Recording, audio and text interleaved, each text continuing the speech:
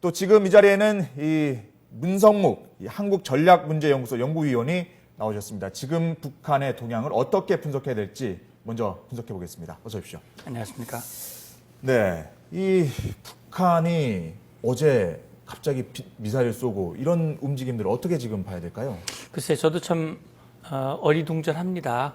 북한이 1월 초부터 신년사를 통해서 남북관계 개선을 약속을 했고 네. 또 중대 제안이라고 하는 것을 통해서 자기들의 그런 말이 빈말이 아니라고 얘기를 했고 네. 특히 이제 우리가 우려했던 이산가족 상봉이 한미 키리졸브 연습과 무관하게 정상적으로 진행이 됐지 않습니까? 네. 그래서 이번에야말로 정말 북한이 태도를 바꾸고 남북관계에 훈풍이 불지 않겠나 이런 생각을 했는데 그런 생각을 하는 그 순간에 북한은 서해 NLL을 침범하고 또 어제 단거리 미사일 발사하고 이미 뭐 YTN 취재를 통해서는 이산가족 상봉 기간 중에도 단거리 미사일을 쐈다라고 하는 그런 내용이 나왔는데 네. 어쨌든 이러한 것은 갑자기 이루어졌다기보다는 제 생각으로는 이미 북한이 계산된, 다시 말하면 계획된 시나리오에 따라서 추진하는 것이다. 이런 생각이 들어요. 아니, 계획됐다는 말씀은 그러면은 시기도 북한이 노렸던 시기다 이렇게 봐야 되는 건가요? 예, 그러니까 뭐 계획이라고 하는 것은 시기와 장소와 방법과 그런 것들을 그렇죠. 다 계획하는 것이고 결국 NLL을 침범하고 미사일을 쏘고 하는 것이 북한 군이 단독으로 결정해서 할 수 있는 일이 아니란 말이죠. 북한의 네. 체제를 봤을 때는 적어도 김정은의 승인이 없이는 이루어질 수 없는 일이란 말이죠. 그렇다면 왜 그랬을까라고 하는 것이 이제 의문인데 지금으로 생각해 보면 북한이 중대 제안을 통해서 상호 비방 중지, 군사적인 적대 행위를 중지하자, 네. 핵 참화를 막기 위한 조치를 취하자, 네. 그 자기들이 선도적인 조치를 취하자 그랬는데 그러면서 이제 내세운 것이 키리졸브 연습을 중단하거나 또는 연기를 요구했는데 우리 측을 받아들이지 않았거든요. 네. 그래서 제가 생각할 때는 북한이 제안한 그런 것들을 수용하지 않는다면 얼마든지 긴장이 고조될 수 있는 그런 상황이 올 수 있다라고 하는 우리를 향한 무언의 압박, 그런 것들이 함께 그런 의도들이 포함되어 있지 않나 하는 생각이 들고 또 우리가 키리졸브 연습이 진행되고 있는데 북쪽으로서는 아무런 대응을 하지 않을 수 없는 네. 그런 어떤 상황이란 말이죠. 그런 것들도 함께 포함된 의도가 아닐까 이렇게 생각을 해봅니다. 네. 무언의 압박이라고 말씀하셨는데 사실 오늘 조간신문 보니까요. 일부 신문에서는 이 북한의 의도가 뭔가 통 크게 좀 남한에게 어떤 인도 지원적인 문제라든지 이런 걸 요구할 수 있는 메시지로 또 해석을 하고 있더라고요. 그러니까 이제 한 가지 지금 뭐 의문스러운 것은 예. 북한이 그 구제역이 발생이 됐잖아요. 네. 그래서 우리 정부가 정말 즉각적으로 북측에게 소독약이라든지 우리가 지원하겠다라고 하는 그런 의지를 표명을 했는데 아직 북측은 아무런 반응을 안 보이고 있어요. 네. 예. 오히려 유엔 관련 기구에는 지원을 요청을 했다는 네. 거죠. 우리가 제의하는 거에 대해서는 며칠이 지나도록 묵묵부답이면서 유엔에는 그런 것들을 요청하는 상당히 우리가 이해하기 어려운 그런 반응을 보이고 있거든요. 네. 그것은 결국은 북한이 이산가족 상봉을 하면서 정말 최고 지도자의 통큰 결단이다. 이것은 분명한 성과로 이어져야 된다고 하는 것을 대대적으로 선전을 하고 언급을 했단 말이죠. 네. 그래서 북한이 지금 기대하는 것은 혹시 구제역 같은 그런 짜잘한 그런 것들이 아니라 네. 정말 통큰 자기들이 어떤 게 통큰 있을까요? 결단을 했으니 통큰 지원을 해달라라고 네. 하는 그것인데 보통 통 큰 거라고 예상을 하면은 금강산 관광이나 오이사 조치 해제를 또 많이 말씀을 하시던데. 그렇죠. 이제 그것도 포함될 수 있을 것이고 예. 지금 이제 곧 이제 이 비료를 줘야 하는 그런 시기가 아니겠습니까? 네. 그래서 과거와 같이 대규모의 비료 지원이라든지 기타 정말 북한이 기대하는 금강산 또 오이사 조치 그런 것들이 포함된 그런 남측의 전향적인 결단을 아마 촉구하는 그런 어떤 시위성 행동일 가능성도 있다 이렇게 볼 수 있죠. 그러니까 결국에는 이 본격적인 대화, 그러니까 뭐 어떤 협상이라든지 그 지원 요구라든지 하기 전에 주도권을 잡기 위해서 미사일도 쏘고 서해로 경비전도 내려보내고 또 우리 억류했던 선교사도 공개하고 이랬다는 해석이 가능할 텐데, 근데 한편으로 보면 북한의 이런 움직임이 오히려 좀 우리 입장에서는 좀 실망스럽다 이런 반응도 나올 수 있지 않습니까? 그렇습니다. 당연히 그렇습니다. 결국 남북관계 개선이라고 하는 것은 말로만 되는 것이 아니거든요. 네. 그리고 북한이 자기들 스스로가 원래 뭐 그런 말을 하지 않았다면 뭐 당연히 그래 왔으니까 그럴 것이다라고 생각하겠습니다만 금년에 북한이 누차 남북 관계 개선은 빈말이 아니라고 분명히 얘기를 했고 네. 또 이산가족 상봉이 진행되는 기간 중에도 이제는 남북 관계가 정말 평화를 지향하는 그런 관계로 가야 한다고 하는 것을 북한 스스로가 얘기를 했기 때문에 이런 그 도발적인 행동, 특히 탄도미사일을 발사하는 것은 그것이 거리가 길든 짧든 또 방향이 뭐 남쪽이든 동북쪽이든 그것은 명백히 유엔의 결의안을 위반하는 것입니다. 그렇죠. 네. 도발 행위죠. 그렇기 때문에 북한의 그런 일련의 행동은 북한이 기대하는 것과 같이 협상의 주도권을 잡는 것이 아니라 오히려 그들이 기대하는 것과 반하는 방향으로 갈 수밖에 없다. 우리 국민들도 실망하지 않습니까? 네. 그런 행동에 대해서. 네. 우리 정부로서도 북한의 진의, 다시 말하면 북한이 그런 남북관계 개선을 얘기를 했고 또 중대 제안을 얘기를 했을 때 그건 위장 평화 공세다. 이중적인 전술일 가능성이 있다. 진정성이 의심스럽다라고 얘기했을 때 북한이 그게 아니라고 얘기했는데 네. 지금 나타나는 행동들은 그렇게 보여지고요. 또 한 가지 지금 우리 선교사 네. 억류하고 그 억류된 선교사를 이제 어제 공개를 했는데 과연 그 시점이 우리로서는 의구심이 난단 말이죠. 예. 작년 10월에 억류를 하기 시작해서 그동안 철저하게 비밀에 붙여오다가 어제 갑자기 그런 행동을 취한 것이 예. 저는 어제 그 광경을 보면서 그 선교사의 그 외모가 비교적 괜찮아 보였단 네. 말이죠.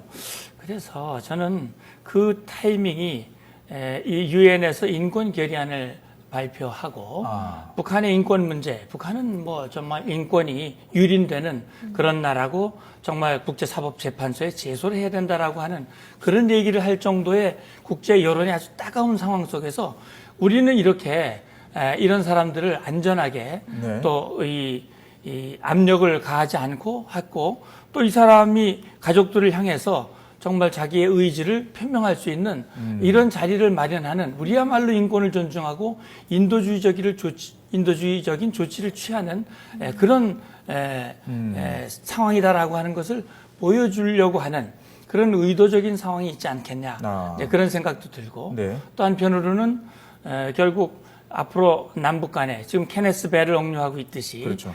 우리 국민을 억류함으로써 계속 우리로 하여금 무언가 북측이 요구하는 방향대로 와야 된다라고 하는 그런 어떤 압력의 일환일 가능성도 있다. 이런 네. 생각이 드네요. 그러니까 지금 여러 가지 압박 조치들, 예를 들어서 선교사를 공개한 것도 압박이라고 한다면 향후 어쨌든 북한하고 실무 접촉이라든지 할 거 아닙니까? 우리 정부 입장에서는 북한에 어느 정도 요구까지 수용을 할 수 있을까요? 지금 말씀하셨듯이 비료 같은 거 이런 요구를 하게 된다면 그 수준을 포함해서 어디까지 우리 정부가 북한의 요구들을 수용할 수가 있을까요? 예, 결국은 북한이 정말 남북관계 개선에 대한 분명한 의지가 다시 말하면 천안함 복침이라든지 연평 포격 도발 또 나아가서 북한의 핵 문제 다시 말하면 정말 한반도의 평화를 정착시키고 남북관계를 발전시키고자 하는 분명한 의지가 확실하게 약속이 되고 담보되는 것이 우리로서는 5.24 조치를 풀고 네. 북측에게 정말 북측이 기대하는 그런 지원을 할 수 있는 여건이 될 수 있겠죠. 그렇지 네. 않다면 우리 국민들이나 국제사회도 북한의 그런 행동에 대해서 용납하기 어렵지 않습니까? 네. 따라서 앞으로 이제 추가적인 적십자 실무 접촉이라든지 추가적인 남북 고위급 접촉이 아마 있을 가능성이 있고요. 네. 그때 이제 북한이 그런 요구를 했을 때 북한으로 하여금 이런 행동이 계속 반복이 된다면 결국 우리로서는 북측이 요구하는 그런 것에 응하기 어렵다. 다시 말해서 북한이 말하는 그 말을 행동으로 분명히 옮겨주는 다시 말하면 그 진정성을 보여주는 그런 조치가 필요하다. 그래야만이 우리가 북측이 요구하는 그런 것들을 할 수 있다라고 하는. 근데 북한의 의도대로 억류한 선교사가 그런 협상에서 우리 정부 입장에서는 좀 걸림돌이 될 수 있지 않습니까? 그렇죠. 따라서 북측이 정말 인도주의적인 조치를 취하고자 하는 그런 의지가 있고 그걸 과시하려고 한다면 네. 조건 없이 우리 국민이나 또는 미국 국민을 석방하는 그런 대담한 조치를 취해야만 국제사회도 북한의 의지를 정말 의심하지 않고 인정할 수 있을 것입니다. 그런 조치 말고도요. 혹시 이제 북한이 지금 한 도발을 좀 보면은 사실 이산상봉이 있던 21일부터 사날 간격으로 계속 뭐 경비정 내려보내고 도발을 하고 있단 말입니다. 혹시 추가적으로 뭐 미사일을 다시 한번 쏜다든지 이렇게 도발을 할 가능성은 혹시 수위를 없을까요? 더 높일 가능성? 예, 지금 이제 우리 군 당국도 북한의 추가 도발 가능성을 예의주시하면서 대응책을 강구하겠다라고 이제 얘기를 하고 있습니다만 지금 북한은 그동안의 행태로 봤을 때 이런 도발이 이걸로 끝나는 것이 아니라 얼마든지 추가적인 도발로 이어질 가능성이 있는 것이죠. 네. 다시 말하면 북한이 지금 동창리 발사장 2012년 12월에 장거리 미사일을 발사했던 동창리 발사장의 발사대를 높이고 있고 네. 그다음에 이동식 발사를 위한 발사 이 패드를 넓히고 강화하는 그런 조치를 취하고 있어요. 네. 그다음에 풍계리 핵실험장에 언제라도 핵실험이 가능할 수 있는 그런 준비 상태를 다 갖추고 있단 말이죠. 네. 따라서 북한이 자기들이 원하는 방향으로 남북 관계 또는 국제사회의 관계가 기대만큼 이루어지지 않을 경우 얼마든지 추가적인 도발을 할 가능성이 있다라고 하는 것을 전제로 우리 정부는 북한과의 대화에 대한 준비와 네. 또 북한의 도발에 대한 준비 두 가지를 함께 확고하게 취하는 것이 지금으로서는 필요한 그런 조치라는 생각이 듭니다. 네.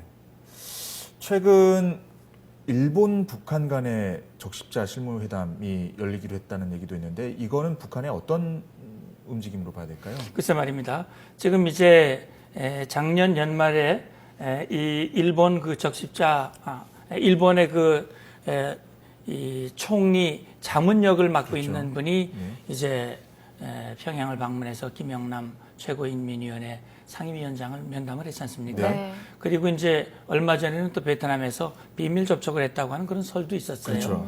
다시 말하면은 일본과 북한 사이에 무언가 자기들의 필요에 따른 어떤 접점이 모색되고 있지 않냐 하는 아하. 생각이 들어요. 네. 다시 말하면은 일본으로서는 아베가 그런 얘기를 했지 않습니까? 자기 임기 중에 납북자 문제를 반드시 처리하겠다라고 하는 그런 얘기를 했고요. 네.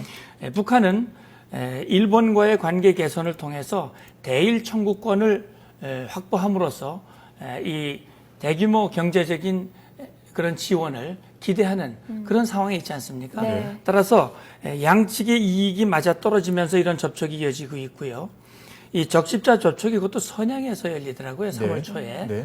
그래서 이 적십자 접촉은 북한의 요구에 의해서 이루어졌다고 보도가 됐어요. 네. 다시 말하면 일본인 그 유고를 일본 측에다 반환하겠다라고 하는 인도주의적인 차원에서 접촉이 이루어지는 것으로 보이지만 거기에 일본의 외무성과 북한의 외교부 관리가 함께 참석을 해서 네. 뭔가 그동안 이어지는 그 대화의 끈을 아마 이어갈 가능성이 있는데 이것은 결국 일본이 결과적으로는 남북 관계와 또 이 대중 관계, 한일 관계, 불편한 관계 속에서 뭔가 일본의 목소리를 내고자 하는 그런 의도도 다분히 포함되어 있지 않나 하는 생각도 듭니다. 네. 네. 알겠습니다. 오늘 말씀은 여기까지 듣겠습니다. 고맙습니다. 고맙습니다. 감사합니다.